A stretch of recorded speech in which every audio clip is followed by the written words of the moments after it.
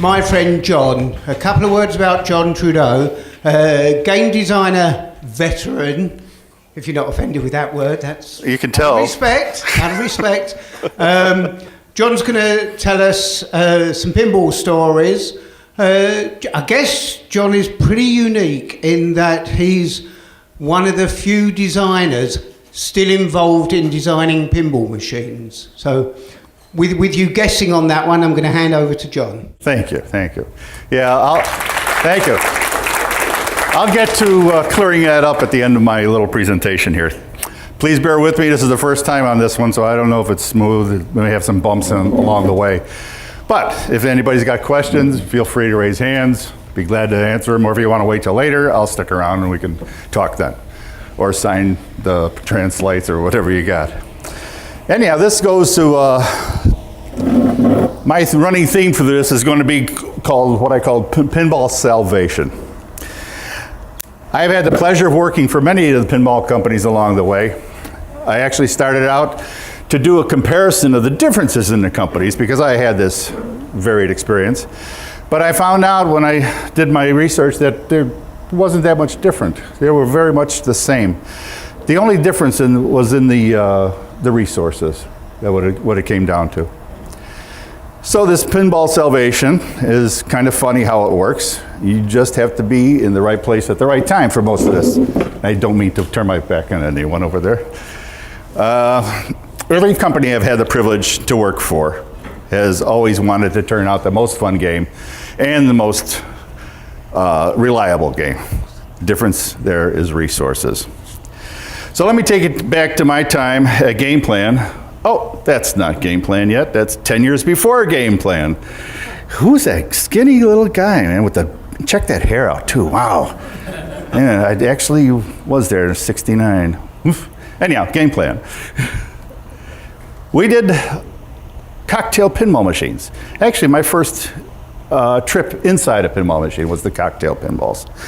And as I was not a big fan of pinball in per se, I had not ever seen any one of these anywhere. But they were fun to play. Let's see, Upstart Game Plan trained me to test and repair their cocktail pinballs. Not really too difficult if you didn't mind hanging upside down from the waist for most of the day. They had a number of models, and this is basically what it looked at inside one of there. There is not much real estate to hang an operating system on, but they found what there was, and that's the way you got to fix it. One had to be careful when you got back up, though. There were all these wonderful jagged edges lying there waiting for you, and anybody who's worked on a cocktail pinball machine can attest to the scratches and gouges you receive. I did do an attempt at one of the cocktail layouts when I was at Game Plan. This one was called Kings of the Road. Just a fast car theme, things I love.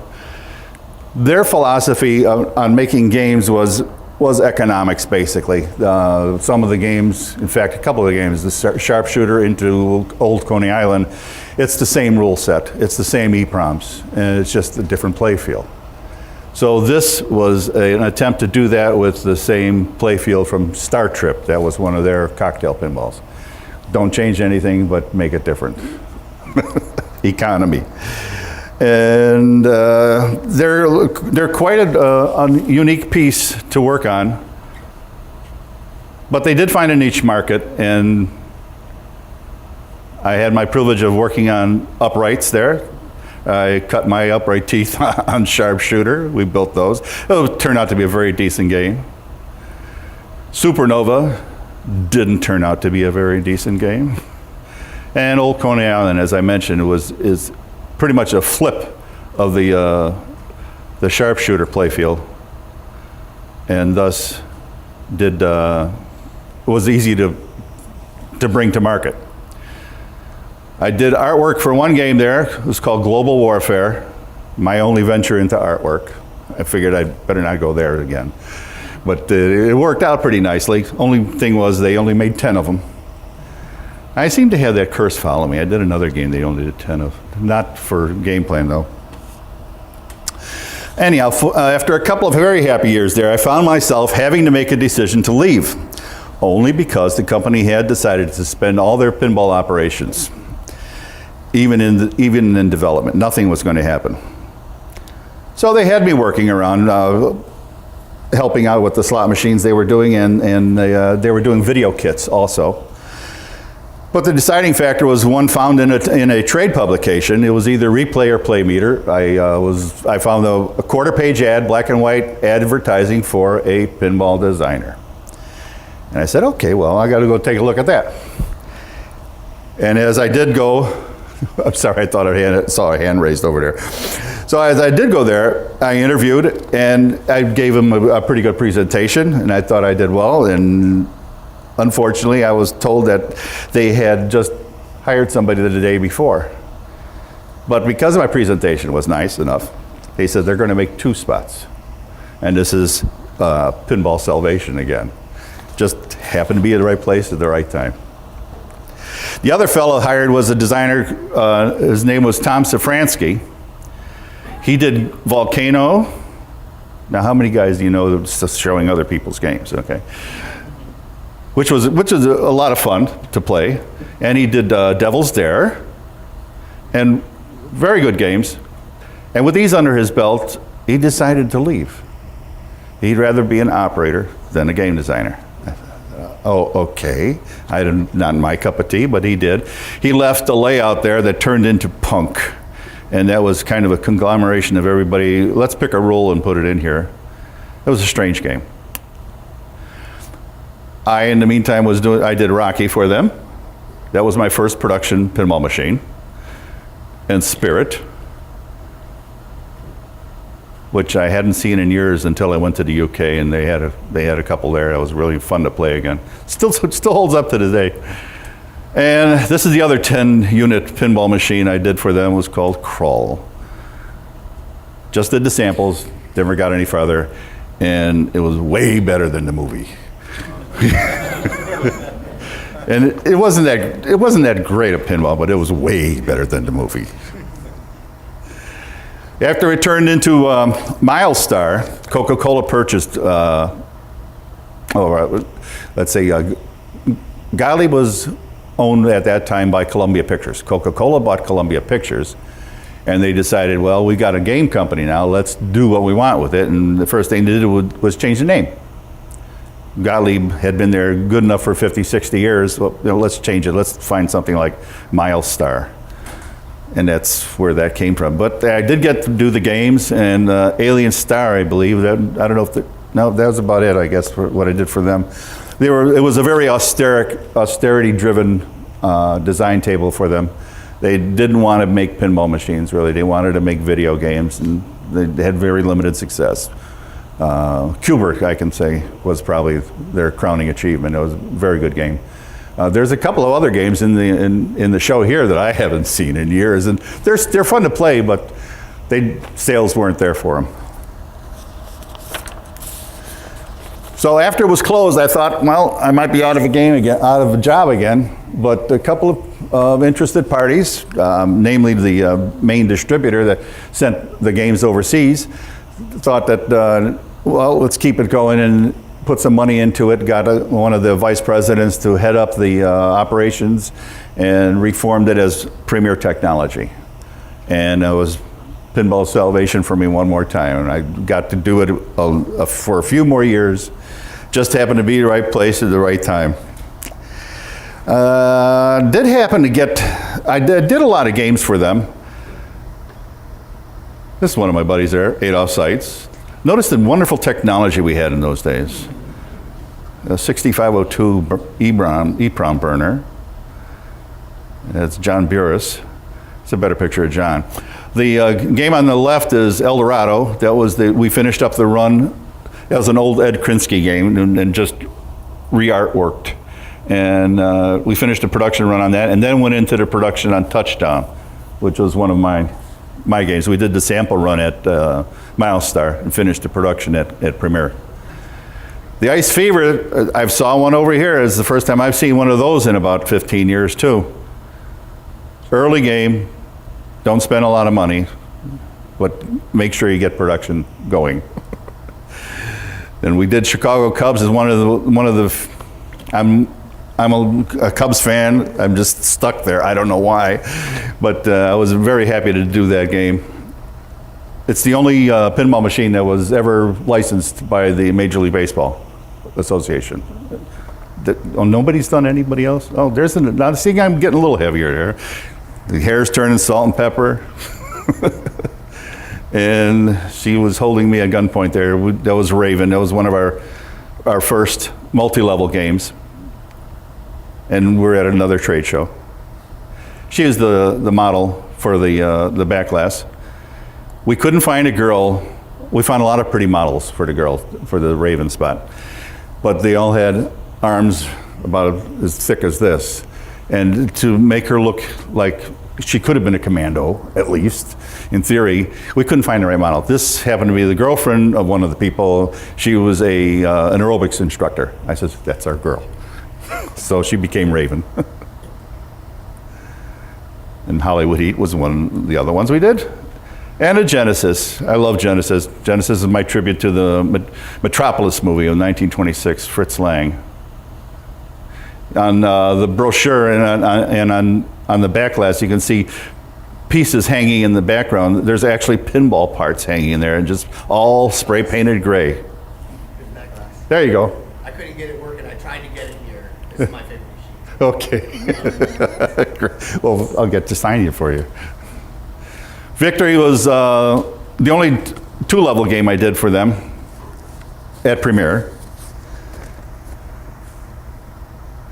And I was able to do a couple of cocktail pinballs. And it was a curiosity that I had always had. A company called International Concepts wanted to try their hand at marketing these. They had their theory on how to do this and wanted to let us make a limited production run. This was the first model we did. It was called Night Moves. And we were able to actually bring up a second model. There you get an idea what the cabinet looks like. It was called Caribbean Cruise. And that was a pretty fun game for a cocktail pinball. Tough piece of real estate to lay out on. It's too short, the porch on it. But, so after a number of years of wedded bliss at Premiere, things went their way again, and management decided, well, we're going to change things up a little bit. This guy's going to report here, you're going to report there, and I said, no, that's not the way we got here. We've been having a good time, let's not change things. Well, it was their toy store, so I said, okay, let's do it one more time. I says, I have finished out my contract with them, and left. Well, along the way, I had become acquainted with Steve Kordick. He was the director of design, I believe, at Williams. Pinball itself the community of pinball was pretty close. There was a lot of cross-pollination because people left from one company and went to the other, and there weren't a lot of places to go get a job doing pinball machines, except in Chicago. But I called Steve and he said, well, let's do lunch. And he arranged a lunch for me and the vice president, Ken Fidesna. And it was the following week. We had a really good lunch together. And by the end of that lunch, I was a member of the Williams Valley Midway design team. And I was saved one more time. Just being there. So I finished up my manufacturing career with Williams Valley Midway. We did wonderful machines like the Pinbot, and we know this guy. He was always trying to get out of that machine. We were reaching through there. And he did actually get out, and I had to do a pickup game with him and his buddy. The model on the right side is done in gray. That was the actual model we did for the hologram photo shoot. No color involved at all. The laser does the green. It's just an artifact of the process. Once we had the hologram made, we had a backup model. I finished it off, I painted it. I couldn't resist it. I still have the one on the left, the green one. The one on the right I gave back to the artist that did it, and he passed away. I have no idea what happened to his assets many years ago. We did Judge Dredd and the Flintstones. We had fun with these games. This was a tough town to work in. It was really rough. Jeff Johnson on the left, he did most of the game programming, a lot of the rule set. Kevin O'Connor next to him, he was our artist. I used him for many games. He's great. He goes all the way back. He did Kiss, Strikes and Spares, a lot of things. Roger Sharp, our marketing guy, he was wonderful with us. He got all our licenses all squared away, and moi. But you had to watch out. They had their pets running around, the little dinosaur. And my last game for Williams was Congo. Turned out pretty good too, I thought. It got good reviews anyhow. More than the movie again. I got stuck with those.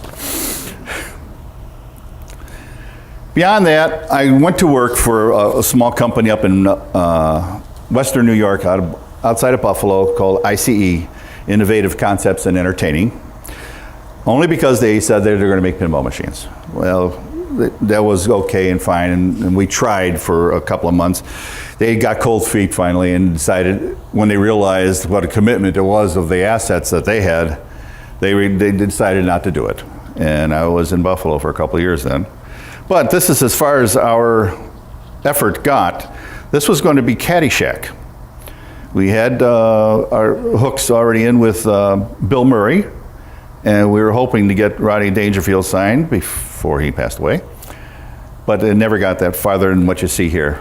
In the meantime, though, I developed a talent to work in 3D. This is done in SolidWorks. This still exists on my computer at home, so one of these days I might even build it. Then the next effort came via Jim Schellberg from Pin Game Journal. They did a friendly introduction between me and a representative from Fox Sports Network. They wanted to do a pinball machine promotion for the All-Star Game in 2005 in Detroit. And they really wanted to have a pinball designer do it. They didn't want an artist to do it. They wanted us to look like a real pinball machine when they put it on the TV. And this one was done in SolidWorks also, and this is the playfield I sent them. And if I can be lucky enough to pick up the right thing here, we can see the commercial. Play like an all-star! Showtime! Play ball! National League bonus! Just saw him last night. Ichiro.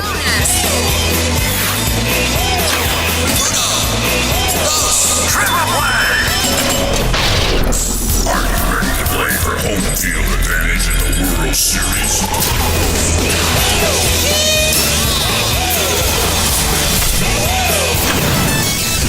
Shot! Bring on it! Mr. Steroid. But in 2005, we didn't know. The 2005 All-Star Game in HD, July 12th, only on Fox. The company that did this was called Blind. Pleasure to work with, and it's just nice to have. Then things went took a turn. Anybody recognize this movie? Yeah. I did a presentation in England a couple years ago, and I was approached by a group of guys. They wanted to build a pinball machine. They had already built one. They had one working and touring around Europe. But they wanted to do one with a designer from Williams. And I happened to be there at that time, so they approached me. And once I found out what they wanted to theme it, I says, oh, I'm in, because Forbidden Planet's one of my favorite sci-fi movies.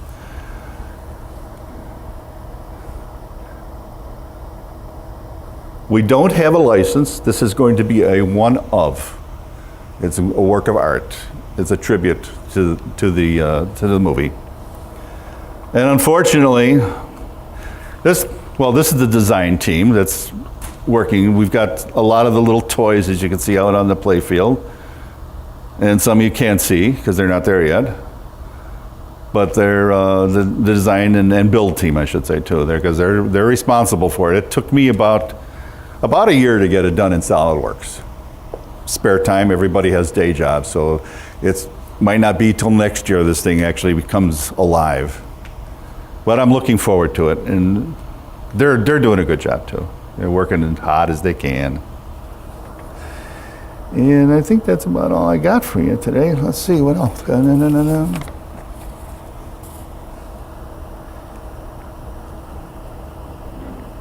Forbidden Planet. And if you ever see any of these guys, be careful. This is what happens at Pinball Expo. I hope that doesn't happen here. And we can end with that little sound bite I did earlier. This is the Forbidden Planet.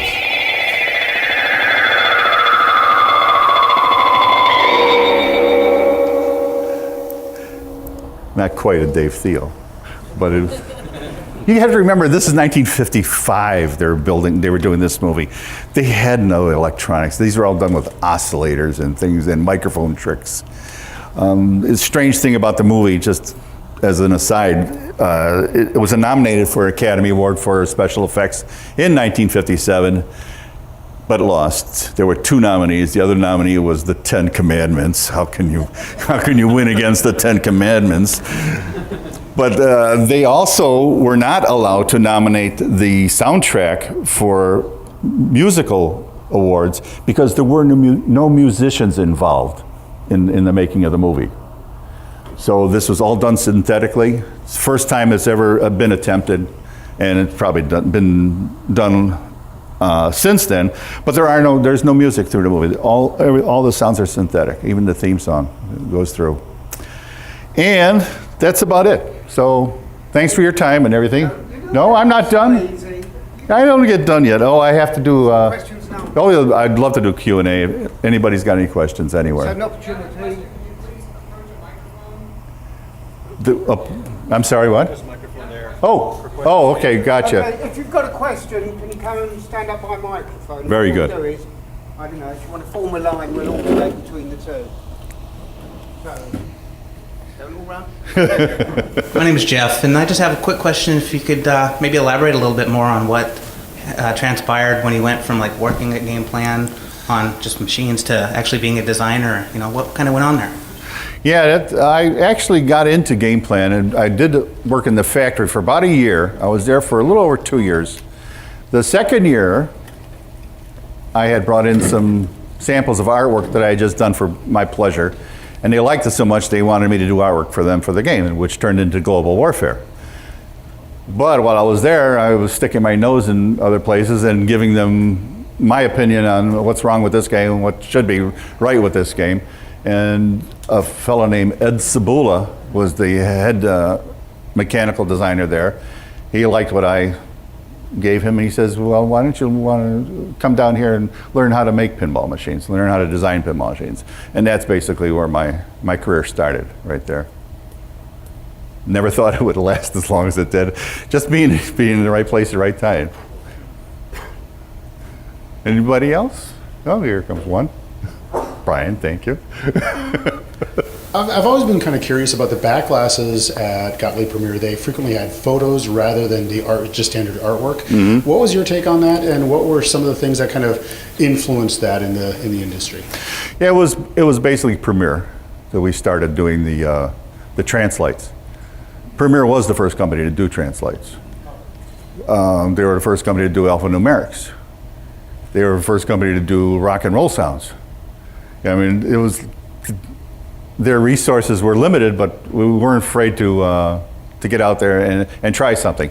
The photo backglass was there just to try something different. And the translite part worked. The photos didn't.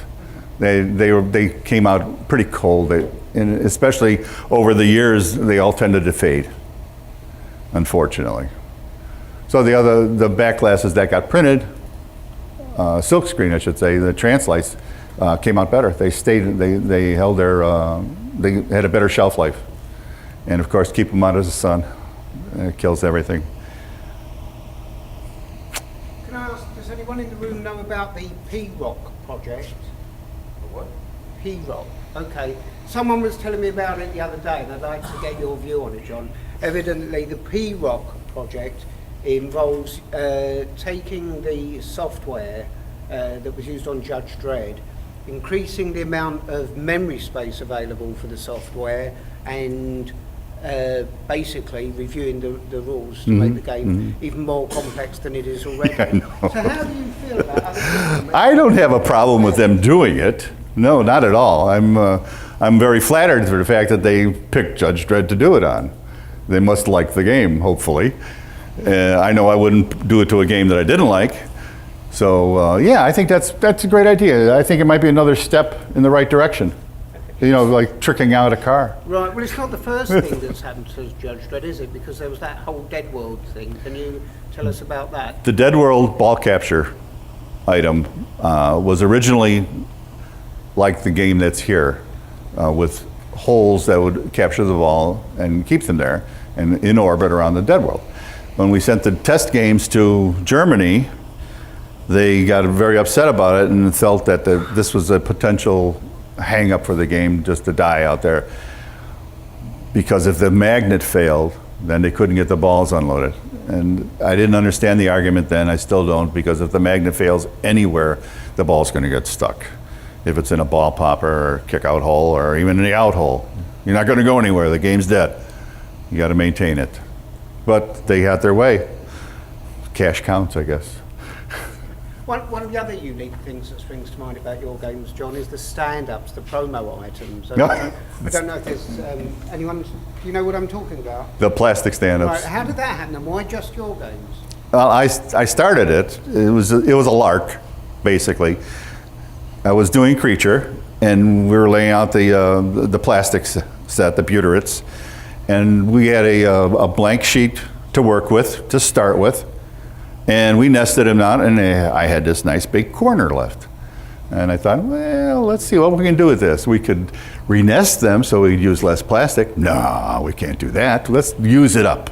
And that's where it came. I got with Kevin O'Connor. I says, look, design me a diorama. We're going to do this. We're going to put the creature and the girl and put them in back. And I want it to be 3D, like the game. So we put the name of the game in the front. And it came out pretty nice. And we did it on a couple of other games, too. We did it on Judge Dredd, and we did it on the Flintstones, too. We did. But then they found out I was wasting plastic. Bad boy. Don't do that. And that's it, folks, I guess, huh? Or we got money? Oh, I'm sorry, go ahead. Hi, John. My name's Chris Pavlis from Portland, Oregon. Just a quick question. I was curious what your thoughts are on the current state of the economy of pinball and where you think pinball might be in the next 10 years. I have reservations where pinball is going to go. I don't see it dying, but I don't see it going anywhere right now. There's still a lot of conflict as far as getting everything squared away, who's got the rights to do this, rights to do that. So until this gets resolved, nothing's going to happen. Gary Stern and his company is turning out very respectable games. I'm glad to see him still doing it. It's something that I never envisioned, having one pinball machine company left, but it happened. The economy just went different directions. Could you come up to the mic, please? Dennis Bauer from Spokane, Washington. Hi. Quick question. Most of what we see in recent production is licensed theme machines. In your opinion, what's the future for any non-licensed theme machine? Well, I don't know. Yeah, I mean, if you're comfortable enough, if your company's ready, turning out games, you really don't need a license if the game is fun. My last game that I did that wasn't licensed was, I think, Black Rose. It goes back a number of years, 92 or something like that. Is the problem getting them in arcades and competing with video games, or? No, not really. Okay. It's not that. I think getting a license, and depending upon a license, it makes the rule set easier to develop. Because you can't license something that's just hot now, but if you look at it, you can't do much past multi-ball on it and develop a decent rule set to keep people interested. But when you find a game, or not a game, but a theme that you can do a deep rule set on, then that's a diamond. Can I add to your question was about unlicensed game? Will we ever see an unlicensed game? Well, given that Gary Stern is the only guy making machines at the moment, he's recently gone on record as saying he will never do an unlicensed game. How long never lasts for, it's probably up to There Gary you to have it. decide, because the world is changing, and if he finds himself in a situation like with The Dark Knight, maybe that deal taken off with Costco and games going into homes, maybe he'll review that decision. But right now, I think... There was one attempt from Churchill Cabinet. Yeah, they did American Vacation. They did Vacation America, yeah. And you were involved in that. Yeah, I did the first layout in that. You did the first layout. Yes, and we parted ways, let's put it that way. We've got a couple more questions. Yeah, go ahead. What's your favorite decade for gameplay? Decade in the 90s, for sure, the 90s. I think pinball, pinball reached its zenith at that point. And look at the IPDB. They get the top 10 there. Most of them are in the 90s. I was just privileged to work with just such a great, talented bunch of individuals at Williams. And it showed, everybody just had so much fun doing these games, and they let us have our heads to create them, and it paid off. We got some decent games out of them. So, kind of a tie into that last question, maybe a couple of your favorite games that you put out that you like, and maybe, my games? Yeah, your games, and maybe was there a feature that was a common component or something that you try to put into your games? Okay, second question first. No, I didn't. There wasn't. My creation was geared around doing entertaining things, and I didn't want to tread the same water twice, pretty much. Not that it wouldn't have been a good idea, that just wasn't for me. And I'm sorry, what was the first part? Oh, my favorite games, yeah. Okay. My favorite game is probably The Creature from the Black Lagoon. That was just such a beautiful meld of a theme, not being about the creature so much, but being about the drive-in movie, the era it happened. Everybody could relate to the dates and on. And the rock music we were able to license. Not all the things that I wanted originally. Some of the licenses is way too expensive. $30,000 for a song just to put it in a pinball machine was well beyond our means. Go ahead. Hi, I'm Tanya Kleiss from Oakland, California. I'm interested in the Forbidden Planet game. You mentioned it was it's unlicensed, but it's a one-of-a-kind work of art. I'm interested in making like these guys, the homebrew machines. Yeah. What maybe I don't know if it's a pretty long discussion, but what are the legal things you have to worry about when making a? Well, doing a one-of-a-kind, I don't think there's a problem. It's nobody's making any money off of this. We're not looking to make any money off of it. If there's enough interest generated, we might go back to MGM and say, hey, how'd you like to license this? But right now, no, it's just a one-of. It's a tour de force, more or less. Everybody's enjoying doing their little piece of the action and trying to create a beautiful thing, as these people are too. And I'm running into more of these customized pinball machines. I think they're great. They're a lot of fun to see. There was a Metallica one at the PPE, I believe it was last year. Yeah, I worked on that one. Did you? There you go. That was really interesting. That was very good. I loved it. Yeah, I'm just finding out if we're gonna get in trouble for it or anything. I don't think so. It's a tribute. Didn't someone once say, I am the law? I am the law. And we've heard it. Yeah, I don't think so. I don't believe so. Do you have to worry about the parts or anything? Like whoever owns the patent on the pop bumper for like Williams pop? There again, it's a matter of being a work of art. It's a production piece. Did you buy that pinball machine? Yeah. Do you own that pop bumper? Yeah. What I do with it is my business. It's the way I think. No, you're not infringing on anybody. If you attempted to go into production with it, yes. Then you're going to go to jail. Is the analogy one of buying a car and customizing it? You buy a It's pinball machine, pretty much the same thing, sure. And if you use somebody else's wheels on that car, are you going to go to jail for that? No, of course not. Can I ask how many people in the room own a pinball machine? Oh, pretty good. Okay, now those people, how many of you own a game that John was involved in? Oh, great, thank you. And the rest of you guys, go out there and get one. I'm not quite sure of the logistics, but let's try and work out which game is most in evidence. So, here we go. Someone start me off with a game. How many of you own Creatures? I don't think I want to count. 6, 7. Okay, another game?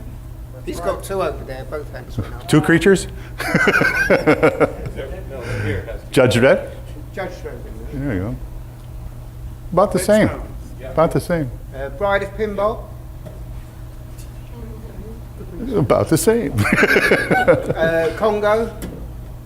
Just a few minutes. Yeah, only a couple. Attila. I got Genesis and Spring Break. There you go. Yeah. Anyone got a Global Warfare? Well, there's only 10 of those, yeah. And I didn't do the playfield, just the artwork. That was Roger did the playfield? Yeah. Roger Sharp. With Ed. Kroll. Yeah, there's only 10 of those. We got in the room? Black Rose. Oh yeah, Black Rose, yes. Quite a few Black Roses too. Anything else? Flintstones, yeah. I'm curious, you probably feel like we've read all this and know everything, so you don't want to tell it again, but I think it might be interesting to tell some things that didn't make it into a machine, like your original toys or designs. Oh, well, you can actually see them, all my mistakes, on Jay's website. These are the games that were never produced.